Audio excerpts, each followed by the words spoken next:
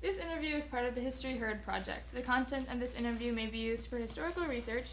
However, no part of the video itself may be reproduced without the express written permission of an authorized representative of History Heard or Mark Thompson.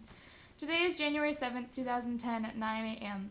This is an interview with Mark Thompson in Longboat Key, Florida. He was born on March 25th, 1953 in New Haven, Connecticut. Also, you've done extensive coverage of journalism on the Iraq and Afghanistan wars. So what has that been like? Do you have anything that you want to share about? Well, I mean, obviously I'm down here in Sarasota to talk about the Afghanistan war tonight to the Forum Truth. I've been over there several times, but I'm not a war correspondent. I'm a national security correspondent. And it's very interesting to see the U.S. military, which under General Colin Powell, when I covered the first Gulf War, was very into the Powell Doctrine, which meant we're going in with overwhelming force. We have a definable goal. The American public supports us. We know what we got to do, and because we know what we got to do, we know when we're going to get out. And you guys may be a little young, but the Persian Gulf War on land lasted 96 hours. Boom, it was over. People couldn't believe it, and very few Americans died. Now we're in a different kind of war. We're in a war where the Powell Doctrine's been thrown out.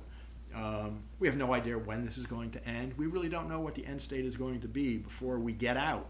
And I think, I know soldiers are getting tired of it. I know the American people are getting tired of it. I think Barack Obama has basically thrown a Hail Mary pass, sending in 30,000 more troops at the end of 2009, and they will arrive during 2010. And the question is, are they going to be able to turn it around?